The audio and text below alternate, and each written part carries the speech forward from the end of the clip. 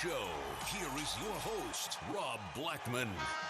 Hi, everyone. Good evening and welcome to Walk-Ons right here in the Purdue Memorial Union. Tonight it is the Matt Painter Show. Time to talk Boilermaker basketball as we do each and every Monday night during the college basketball season right here at 6 o'clock. I am your host, Rob Blackman, and it is so nice to have you with us here on this Monday. One quick housekeeping note.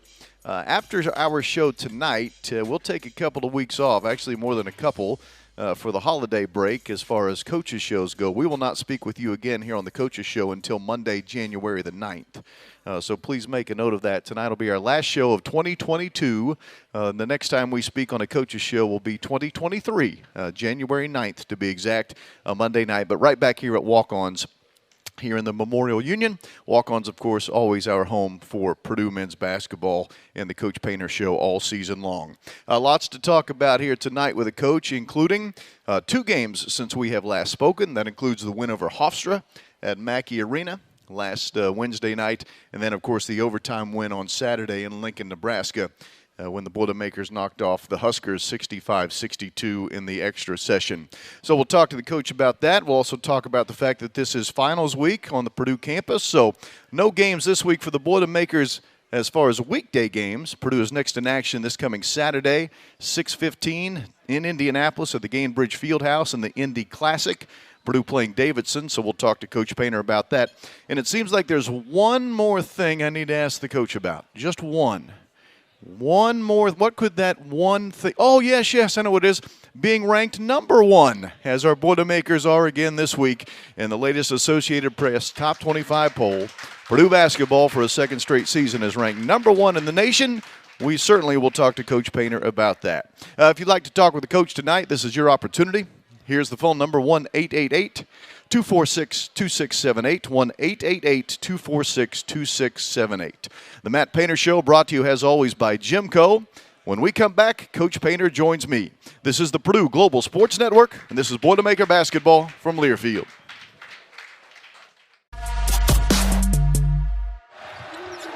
Five to shoot for Purdue. Able to heave it into Edey on the alley-oop. Oh, that's great recognition. Beautiful lead pass there. Easy deuce for the big fella. Nebraska just 3 for 7 to start this game. It's Edey put it right back in Griesel's face. It's going to stay with Nebraska, though. Force the defense to make a good play. To the victory against Hofstra earlier in the week. Tap away that time by Jamarcus Lawrence, and with the shot clock winding down, the 3 is good. Oh, he is feeling it on the defensive end, too. Lawyer drives. Lawyer makes the shot. Smith passed it up. Lawyer inside, and he's going to go to the line. And one for the freshman, Fletcher Lawyer. An old head right here. Great job of jumping into Gary, keeping his eyes on the backboard. Hand up, 20-plus foot 3. Edey backing down, feeling the pressure. His shot is good.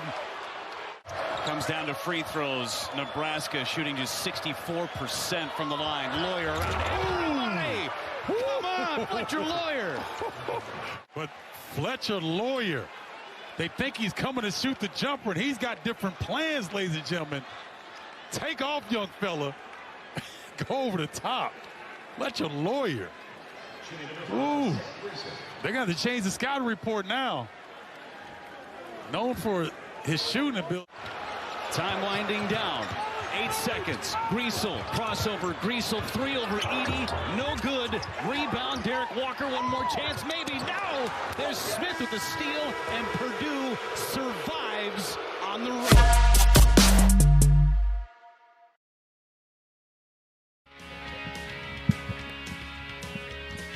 Welcome back to the Matt Painter Show, presented by GEMCO. Live tonight at Walk-Ons in the Purdue Memorial Union, where it's always game day with a taste of Louisiana. I'm Rob Blackman, your host, and a quick reminder, Purdue in action in Indianapolis this coming Saturday. Next game for the Boilermakers. We'll be playing Davidson as part of the Indy Classic. Gainbridge Fieldhouse, 6:15 is the tip time Saturday night. And with Mackey Arena sold out for the rest of the season, this will be your chance to see the Boilermakers in person, maybe your only chance knowing that we're out of tickets at Mackey. Here's how you can go to the game. Log on to Ticketmaster.com. Use the promo code 10Purdue for $10 off any ticket, up to 4 tickets per purchase. So let's pack Gainbridge Fieldhouse with Purdue fans for the Indy Classic December 17th. Again, you go to Ticketmaster.com. You use the promo code 10Purdue, T-E-N, Purdue. Purdue head coach Matt Painter has joined me. If you'd like to talk with the coach tonight, the phone number is 1-888-246-2678. But if it's okay by you, Coach, we're going to start with a question from here in the audience. JJ, who's a young man that's in the audience tonight, a handwritten note, a question for you, Coach. And I think it's a question we all would like to ask. How does it feel to be number one in the country in back-to-back years? Well, it feels great. Obviously, you put in a lot of hard work, and you're trying to win a championship. You're trying to put yourself in the best position for the NCAA tournament. And then rankings, they kind of come and go. Even though it's not important, it doesn't, help you in any regard. It's still great for your program. It's great for recruiting when kids see that, you've been voted on by media or you've been voted on by your coaching peers, and they think that you have the best, maybe not the best team, but the best resume in the country. We've won 7 high major games, right, which is very impressive to be in the middle of December. First of all, it's good on our part, the fact that we've scheduled that way.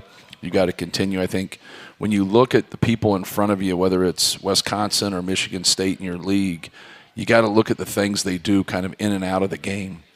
And especially Michigan State, I think they've really shown that by playing elite people and playing a tough schedule, you might lose some of those games, even though we haven't this year.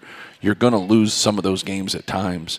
It does the best to prepare you, to give you the best chance to win your league and put you in the best position to obviously play in the NCAA tournament. So I think this is more from a recruiting standpoint for the fans. Obviously our players, especially the guys that weren't here last year.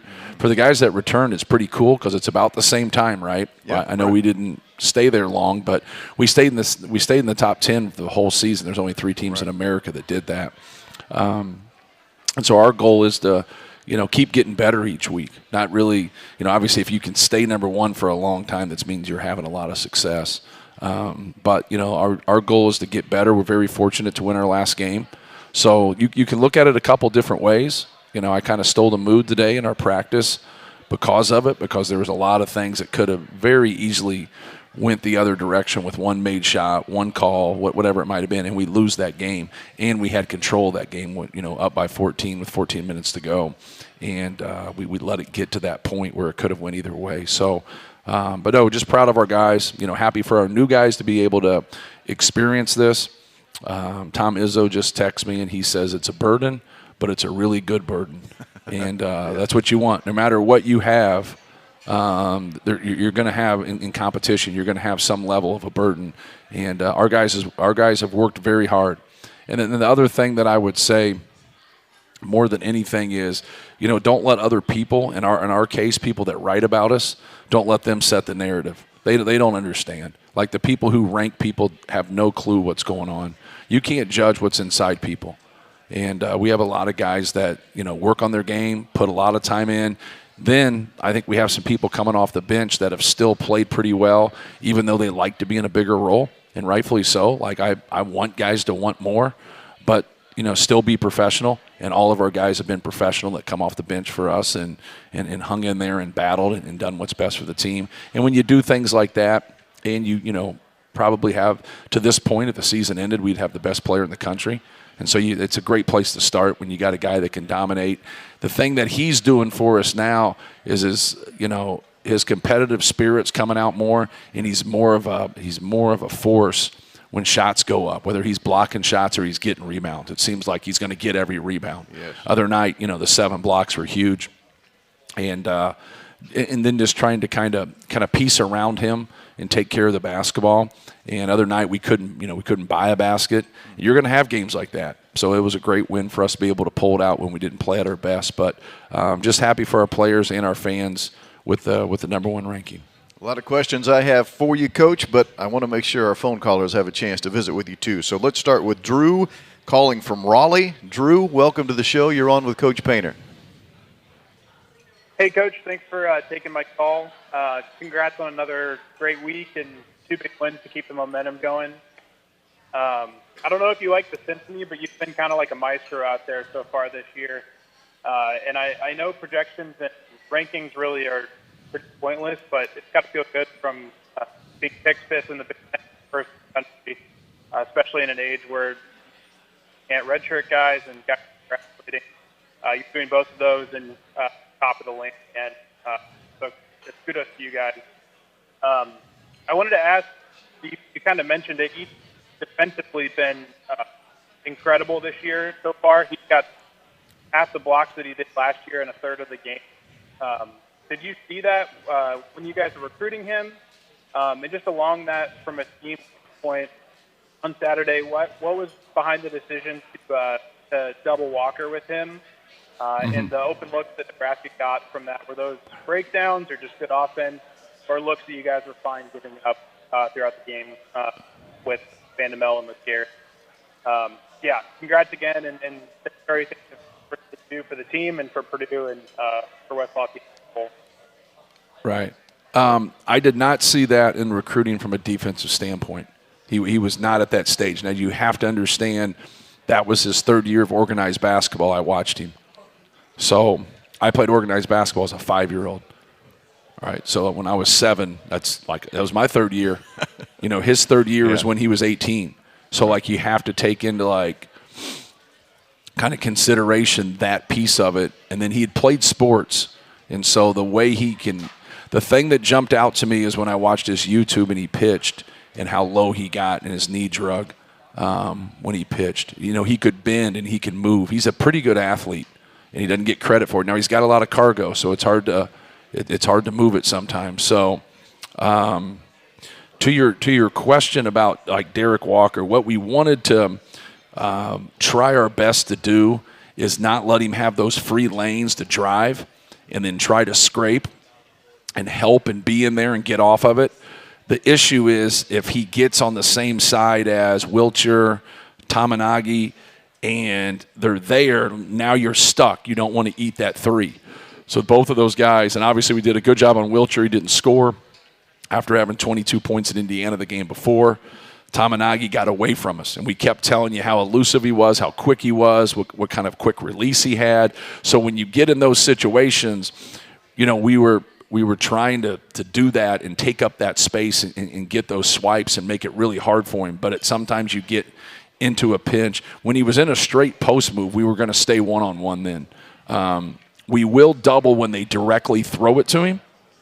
So when they threw it to him a couple times, we would go to those doubles with him. It cost us the one time. I think that's what you're talking about. I just got done watching it myself. It was more our rotation guy. It wasn't our double. Our rotation guy was just a little bit late. On one of them, Ethan fouled at the start of the second half. We're right there. But when he dribbles into the post up, that's a little bit different than when the ball is thrown into the post up. It's just in terms of where people are. When the ball gets in the air, that's when you got to move defensively. So when he catches it and turns, you're in that double. Sometimes when they dribble it down, especially from the top, which is a little unorthodox, it doesn't happen a lot, you're stuck because when you're from the top and you're in the middle, everybody's one pass away. When the ball's thrown in from the wing, now you can really jam that and you can limit their vision. Anytime you double, it's not going to be a good double if you don't limit their vision. So you got to have 4 high hands. You got to get it in the right spot. You don't want to double too much when people are out unless they're good. Like a guy like Trace Jackson Davis, at times, he's such a good player. We'll just double him. We'll just go to get the ball out of his hands to make somebody else play. Now they have more weapons this year in Indiana. So when we get to play him, I don't know if we can keep doing that. Nebraska was doing that to him other night, and then he was dragging them out to 18, 20 feet and then making plays, making passes, and rotating them. Indiana made their shots, and they were getting good shots. We didn't make our shots, but we were getting good shots. So sometimes you can't get too bent out of shape when the ball doesn't. Everything looks good when the ball goes in. You're like, oh, man, you're doing a great job coaching. You're like, okay, we went 11 for 16 from 3. Then you go 3 for 16, and everybody's going, well, what's wrong? And there's nothing wrong. The quality of play is the same. One ball's going in and one ball's not. And you got to be able to make adjustments to some of those things. But for the most part, you got to knock down a couple of those shots also, especially when you're taking good shots. It is the Matt Painter Show. It's presented by GEMCO on the Purdue Global Sports Network. We'll take a break. This is Boilermaker Basketball from Learfield.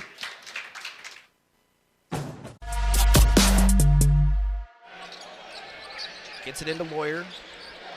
Right down to Zach Edey with a monster dunk. Purdue up 4-0 early. For Hofstra. And that's the one thing that we've learned here with Lawyer looking at it again. Edey with the rebound and a dunk. Purdue up 9-0. We're going to step away for just a moment. You're watching Big Ten basketball.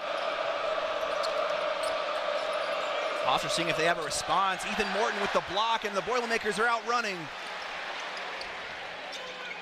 Braden Smith pulls up, and good. He's not averaging a ton of points this season, but he averaged 20.7 back in 2021. No wonder he can score so good. Plotnikov can shoot the ball, but so can that guy. Waddell with the ball at the top of the key, swings it around to Newman. Newman finds first. First to the bucket, and one. And Big Ten Freshman of the Week in consecutive weeks. That was both Zach Edey and Fletcher Lawyer dating back to the Legacy Tournament. You're not getting many of them, and if you want to get back in this ball game, the Pride really need to make the most of every possession. Alley-oop to Zach Edey. Smith down to Edey. Edey to First. And the basket. Caleb First able to finish. Purdue now on the bonus after that foul on Caleb First. Look at the awareness he goes for. What a steal to have both of those guys on your team. And he won it the year before. He almost was back-to-back Indiana basketball, if not for his teammate. Back to Kaufman-Renn with the dunk.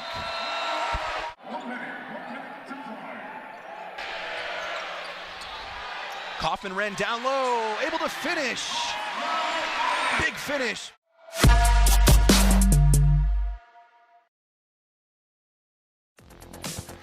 GEMCO Constructors is supporting your Boilermakers as the presenting sponsor of the Matt Painter Show. They're a proud partner of Purdue Athletics. GEMCO Constructors says boiler up.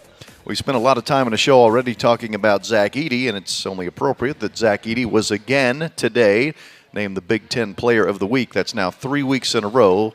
That's Big Z. Zach Edey has been named the Big Ten Player of the Week. Only one other Boilermaker has been able to do that in recent memory, and that was Carl Landry. So pretty good stuff from Zach Edey.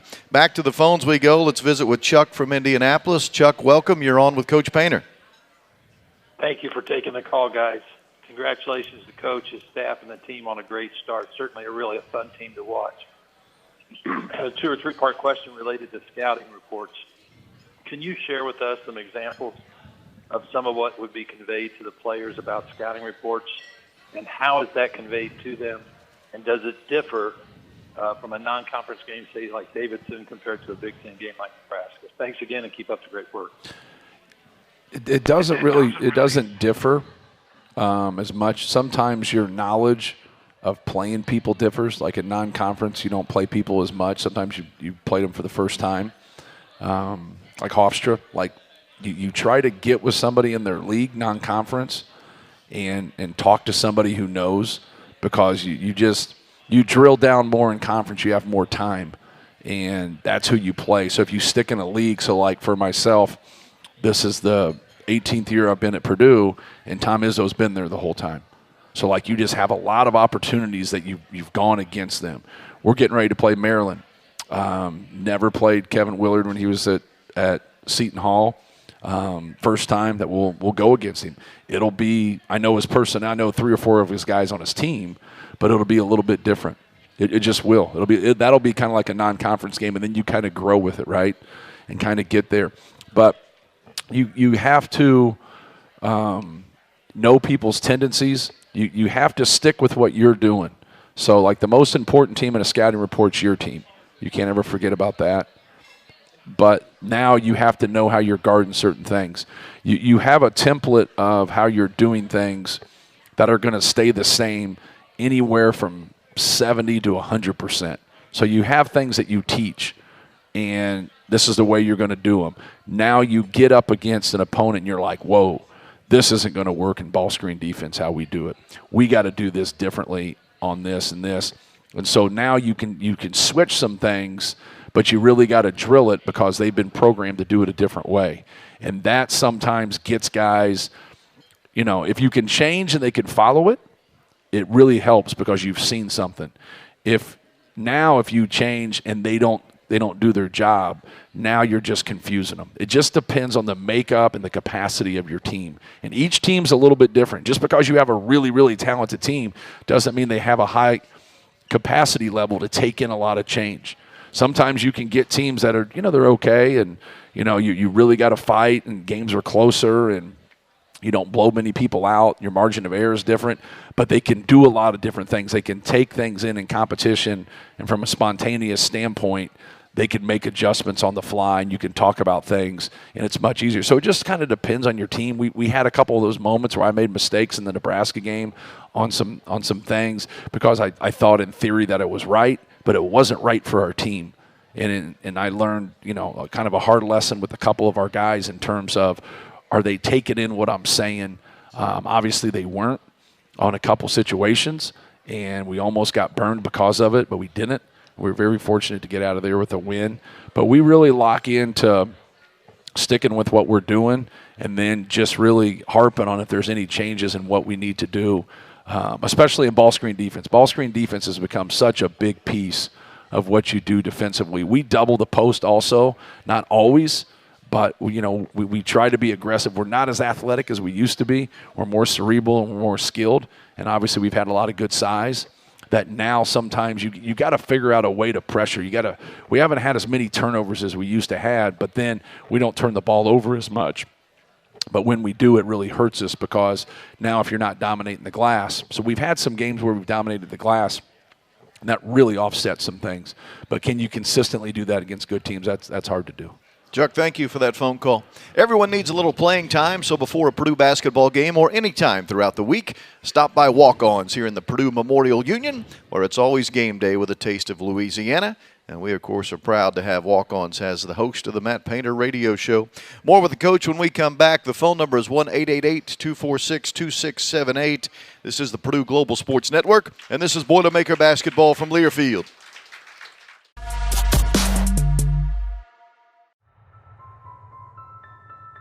Our Boilermakers have always been what unite us. To this hallowed field, we return each fall to be a part of something special. We've seen legends born and moments etched in time. Wide open! Touchdown Purdue! Seth Morales! Holy Toledo! Thomas steps away, Coleman football! They've got it! Beasley rushes free for the Purdue touchdown! It's pandemonium, Coach! Open year! I hope we have a whole lot more of these. It's a great win for Purdue. For nearly a century, Ross-Ade Stadium has been the home of Purdue football. As we forge ahead, we have a rare opportunity to fortify the legacy of future generations of faithful Boilermakers. Together, we will guarantee the passion you have for the old gold and black will endure for years to come. Let the carnage and the chaos continue! How about the Boilers? Boiler up, friends. The time is now.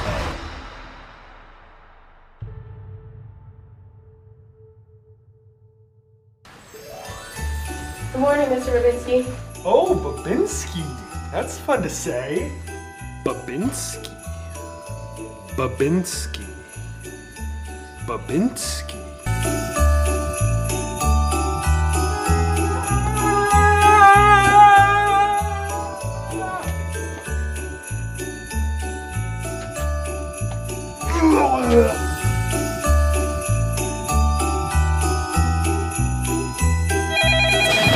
Purdue basketball, what's your favorite color?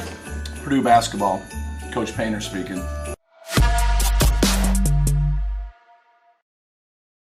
Only at your local Honda dealer.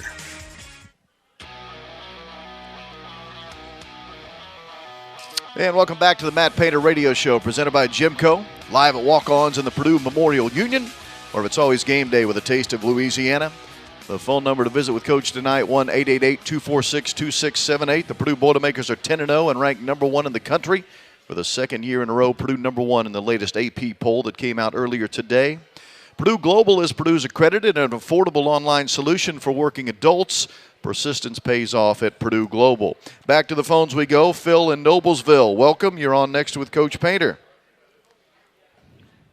Thank you. Congratulations, Coach, to you and the team.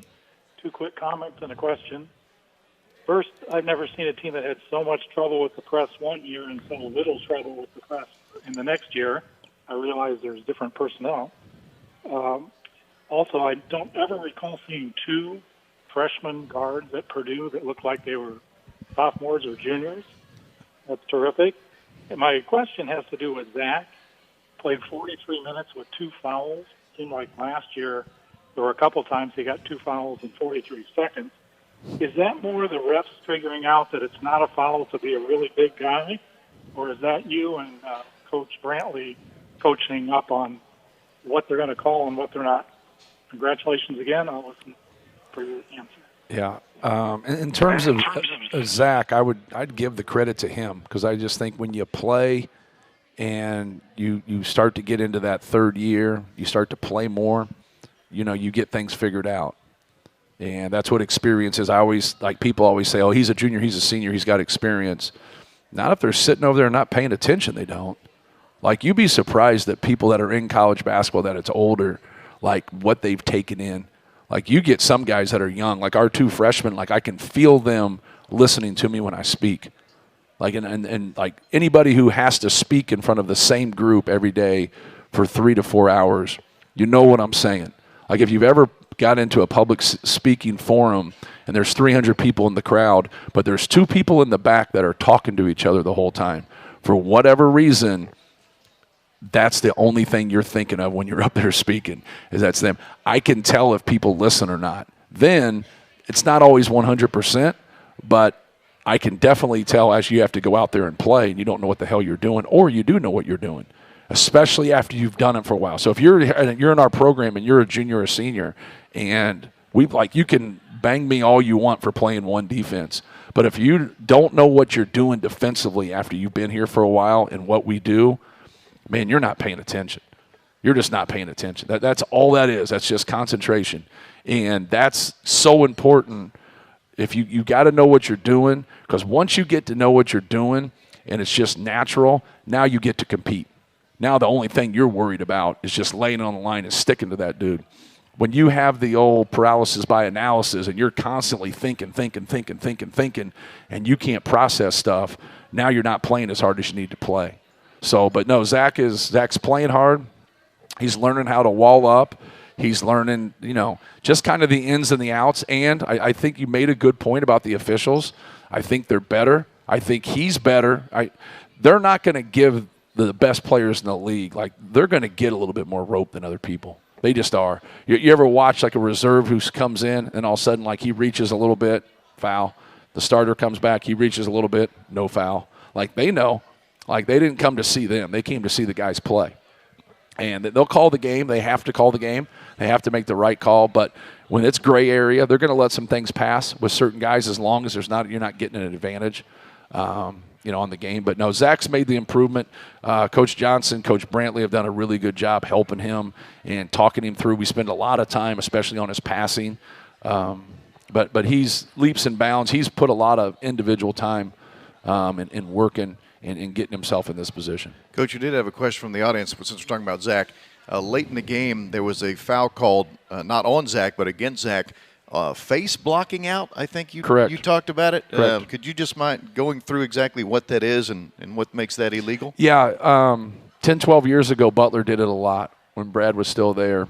And what they would do is they would at times have, a disadvantage physically. So they would step to those guys instead of turning and trying to hit them.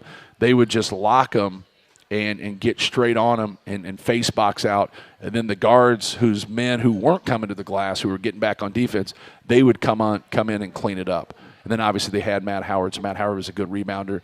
They would do a lot of cross matchups at Butler. So he would do some different things. But when shots go up, they didn't have a great advantage from a physical standpoint because they had some cross matchups.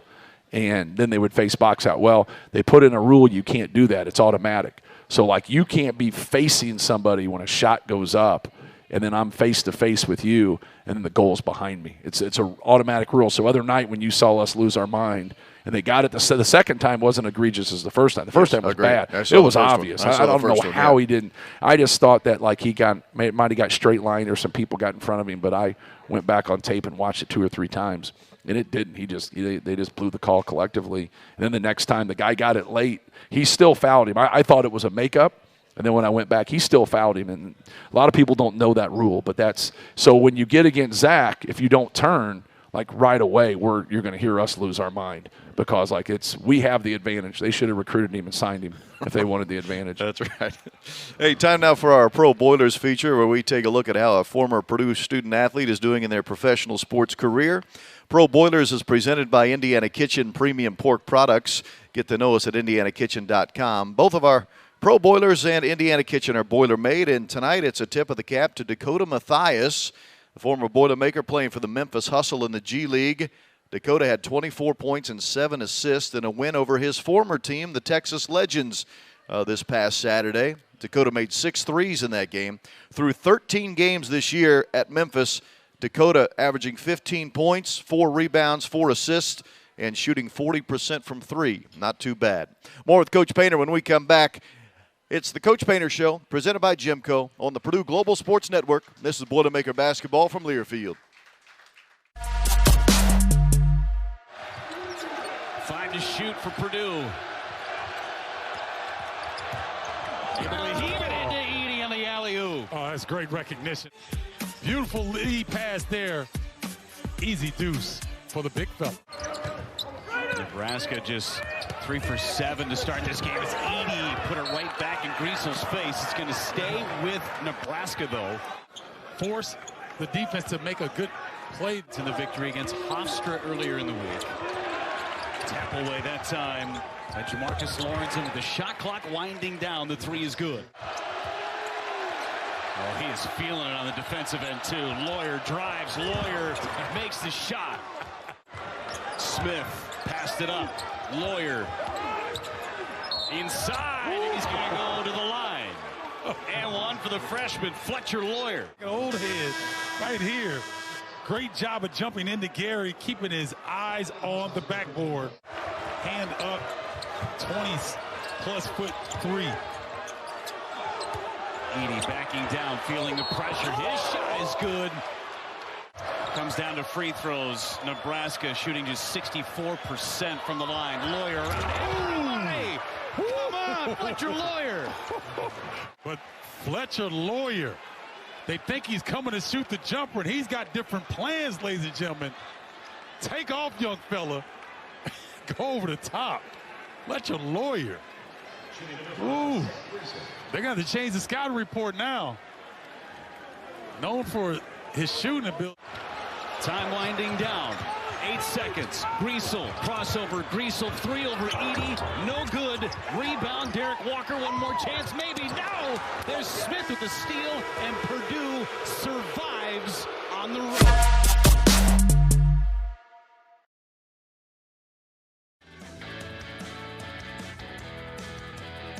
GEMCO Constructors is supporting your Boilermakers as the presenting sponsor of the Matt Painter Show and a proud partner of Purdue Athletics. GEMCO Constructors.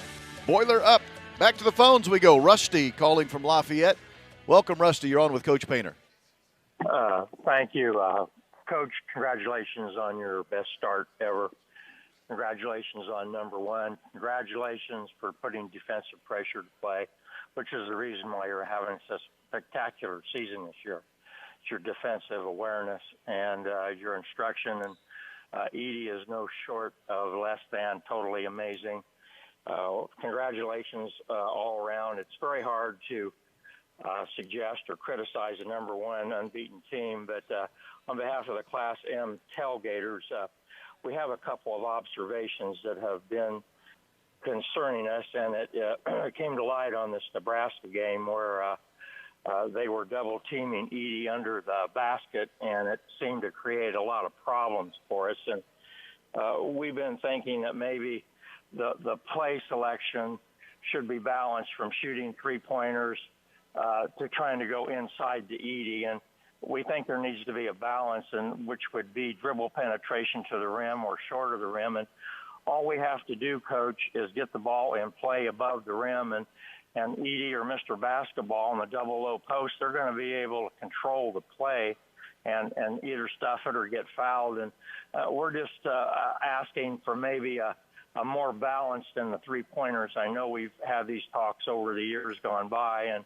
I know you love the three-pointer, but we're just suggesting more of a balance and more dribbling and less three-pointers, especially when you're shooting 11%, Coach. And I know you don't like me to talk like that, but I just think we have to bring it up again. And again, Coach, thank you for another spectacular start.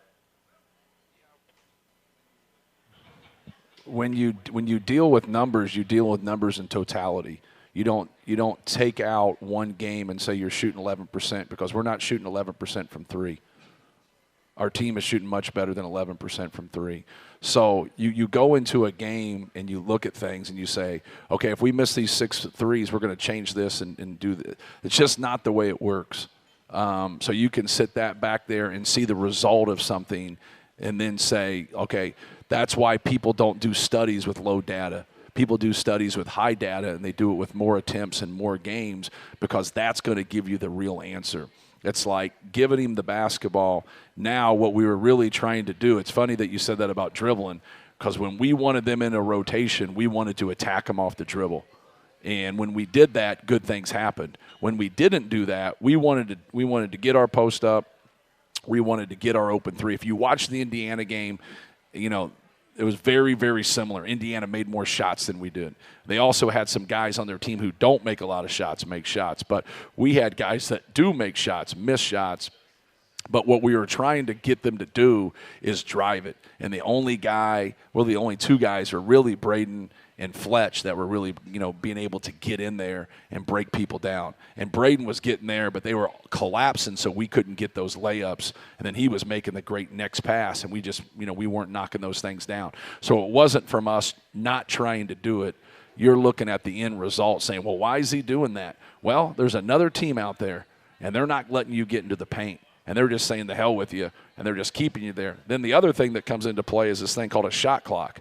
So now you try to do 2 or 3 different things, and you get to a low clock. Well, you got to take a shot, right? Well, you want a constructive shot. You want to shoot it, and that just kind of comes on the heels of that. But you're right in terms of balance. You've got to have balance with it.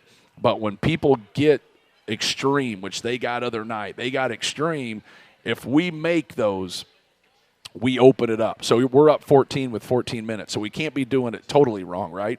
So we're up 14 with 14 minutes. So now as you go forward, like why didn't you have the success when you went? And I don't think it's – we had a couple guys not want to take shots there, and they have to step up and shoot those when they're open. But we made some pretty good decisions. We missed some layups. Zach missed a layup at the rim. Caleb missed a couple layups at the rim. We had a couple drives. Fletch missed a driving layup at the rim. So, we got some layups right there to kind of talk about your balance. And you just got to be able to convert those. Now you put on top of that, you're 12 for 20 from the free throw line, but we made our last 6. And so we're 6 for 14 at one time from the free throw line with, I think, 3 front ends of 1-and-1s. Right. So you make your free throws like you have been. You make some layups. Now you're going to open more things up. You make a couple more threes. So here's what happens, and it happens with people that are not involved in basketball. You have to be better at what you do. You think when something doesn't quite work or it doesn't do anything, you have to have change in what you do. We have a very extensive playbook. We run a lot of different stuff, so we can go to different stuff. So we went to different things with Fletch. So Fletch got, his pull-ups. Fletch obviously got a dunk. I'd never seen Fletch dunk before, so that was cool. That was cool. So, but we went, that's where we were going at the end when Braden made that drive. We were going back to Fletch because that's what was working the most, letting him turn the corner, shoot that 3, drive into his pull-up, or get all the way to the rim. Braden made the decision just to drive it at that time, but we were trying to go back to him to run something. But good question. This is the Matt Painter Show presented by GEMCO on the Purdue Global Sports Network. We'll take a break. This is Boilermaker Basketball from Learfield.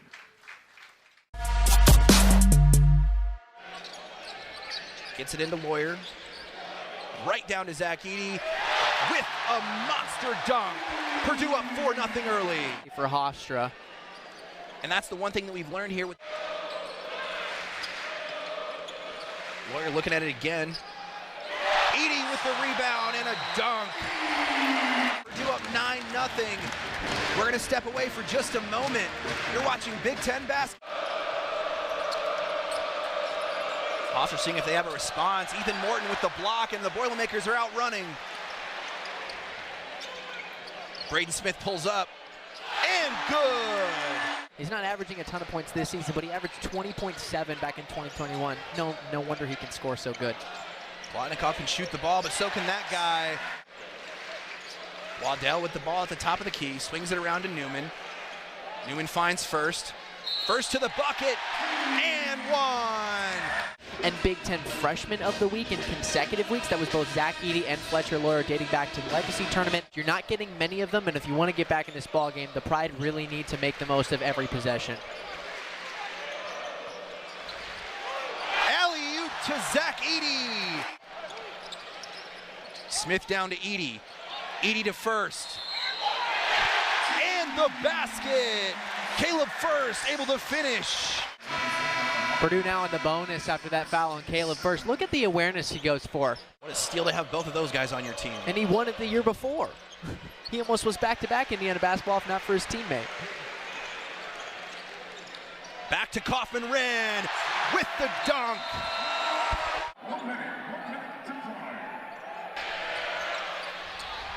Kaufman-Renn down low, able to finish. Big finish.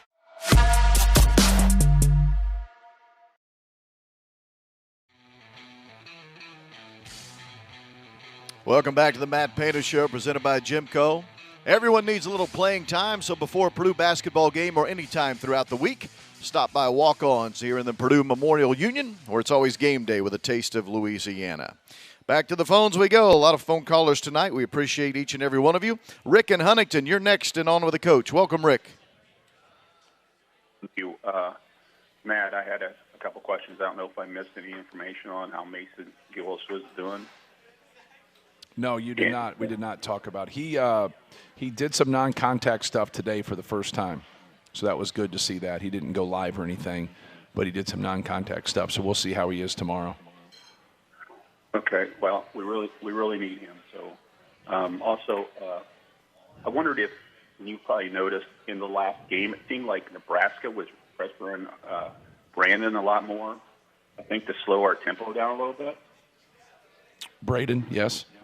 Yeah, Braden, yeah. Did you seem to see the same thing? Or yeah, well, they're just picking up full court. Yeah, they're just trying to get into him and wear him down, like, a lot of people do, with stuff. Like we've always done that as a team. So, but, yeah, there's not a whole lot you can do, right? Like, you got to bring the ball up the court. And so you can go – there's two things. Like, we came and set that screen with Fletch there just to get him to try to get him the ball because he had a tough time getting it one of the times, and then we get that foul. So you feel like a dope of the year when you're a coach and something like that happens. Was that a foul, by the way? It's a foul. It was? Okay. All right. Yeah. It's the guy – here's what happens. The Nebraska defender puts his hands on him.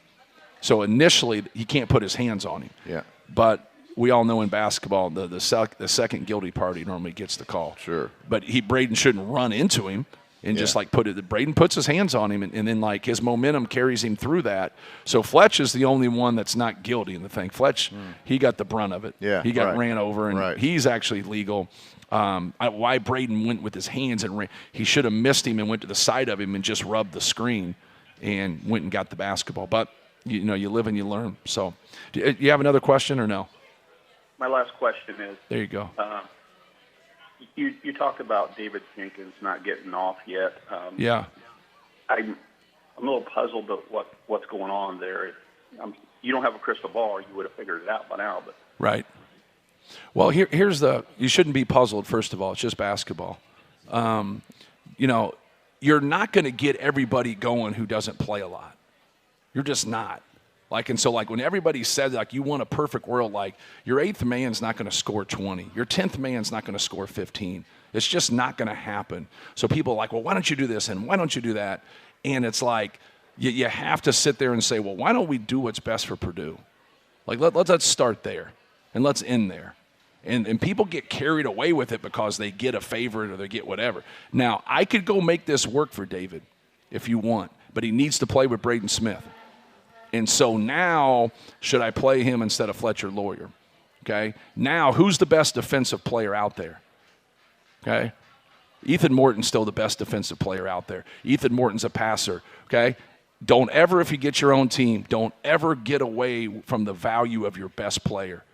So like Robbie Hummel used to make everybody better, whereas we needed to make Carson Edwards better. We needed to make Jaden Ivey better. They weren't guys that now like touched everybody else. So Braden Smith touches everybody else. So Braden Smith really helps David. David's a scorer. So, but when you play 10, 12 minutes, 15 minutes, 17 minutes, it's really hard to get going. Because what do you want? You want the feel of the game. Now you play 3, 4, 5 minutes, and now you come out, and you're like, well, what's wrong? I always tell those guys, don't say to me, why did I come out? Because I'm going to give you the same answer. Because Rob went in. That's why you came out. There's this rule that only allows you to have 5 people. So when one goes in, someone's got to come out. So sometimes it's you turn the ball. I had a guy that I coached 12 years ago at Purdue, and he turned the ball over 3 times in a row. And I'm pretty loose with guys. Like, we talk. I always say, hey, man, speak your mind. I'm cool. Like, be civil, but speak your mind. And he says, man, believe in me, Paint. And I said, I did until the 3rd turnover. And so, like, what am I supposed to do? Like, when you get to that point of those things, everybody can't get 30 minutes. You can't have 10 guys with 30 minutes. That's 300 minutes. You only get 200 minutes. So I think he's really good. We got to kind of pick our spots, and we got to get him going to a degree. But Brandon Newman's a good player. Brian Waddell's a guy that hasn't gotten going yet because of time and being right in that slot as that 6th guard when you got 5 other guys in front of you, so it's really hard. So that's kind of my answer in a roundabout way. Rick, thank you for the call. More in a moment. This is the Purdue Global Sports Network. This is Boilermaker Basketball from Learfield.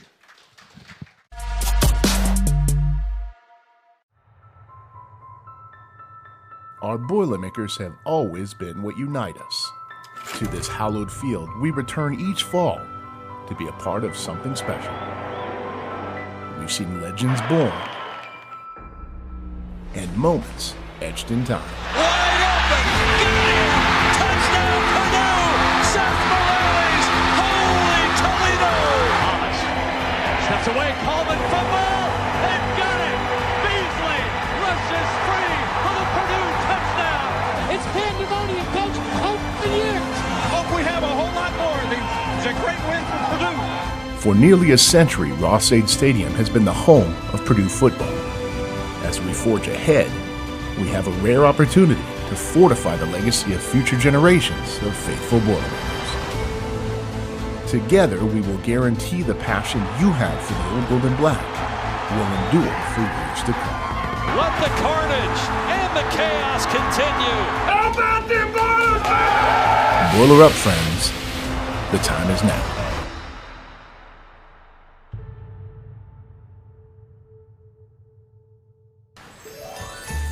Good morning, Mr. Babinski. Oh, Babinski. That's fun to say. Babinski. Babinski. Babinski.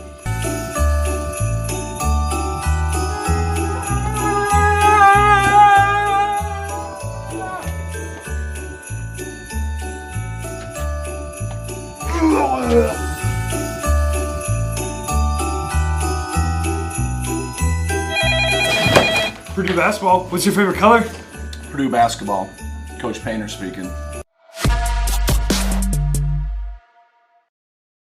Trims or features may be available or may be subject to change. Don't forget, Purdue's next game is this Saturday in Gainbridge Fieldhouse, downtown Indianapolis. The Boilermakers taking on Davidson. That's a 6:15 tip-off. We'll be on the air at 5:15 with our pregame show. Right now, it's the Matt Painter Radio Show where we have to take one final commercial timeout. We're back after this. This is the Purdue Global Sports Network. This is Boilermaker Basketball from Learfield. You work hard, and it...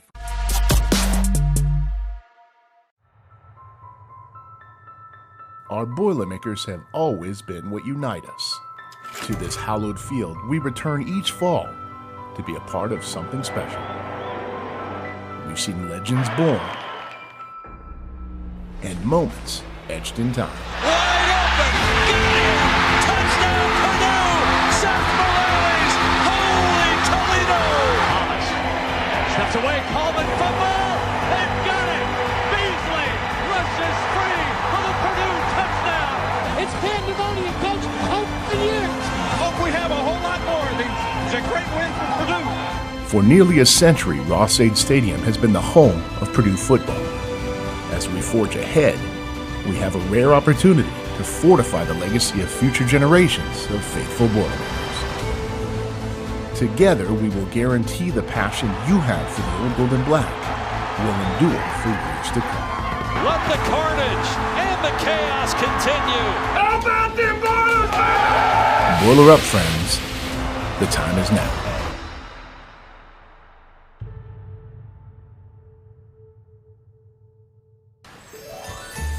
Good morning, Mr. Babinski. Oh, Babinski. That's fun to say. Babinski. Babinski. Babinski.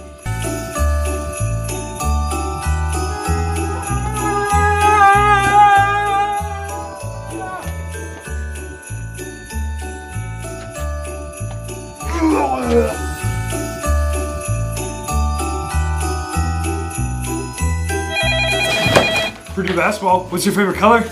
Purdue basketball. Coach Painter speaking.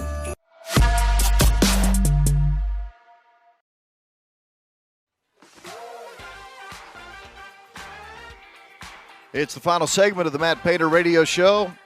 Live tonight at Walk-Ons in the Purdue Memorial Union. Couple of quick housekeeping notes again. No Coach Painter show until the new year, January the 9th. 2023. That's the next time you will hear from us on the Coach Painter Radio Show. However, next week, December 22nd, Purdue football, one final Purdue football radio show. Tim Newton will be here to discuss signing day for the Purdue football Boilermakers, the early signing period, which is December 21st. And they'll also talk about the bowl game, which, of course, is coming up January the 2nd, the Citrus Bowl down in Orlando. So that happens next week, December 22nd. But, again, basketball-wise, we won't have another show until January the 9th. So with that, I say happy holidays to each and every one of you. Thank you so much for making us a part of your 2022, and we hope you'll stay with us in 2023. I don't have time for a nugget tonight, which isn't all bad because the nugget I had tonight was awful anyway. So you're not missing anything, trust me. It was a bad one, really bad. So we ran out of time. I think that was the good Lord's way of saying, Rob, you don't need a nugget tonight because it wouldn't have been any good anyway. For Wes Scott, our on-site engineer, and Ethan Sargent, our in-studio engineer for Coach Painter, I'm Rob Blackman. See you Saturday in Indianapolis. Merry Christmas. Happy New Year. We'll see you in 2023.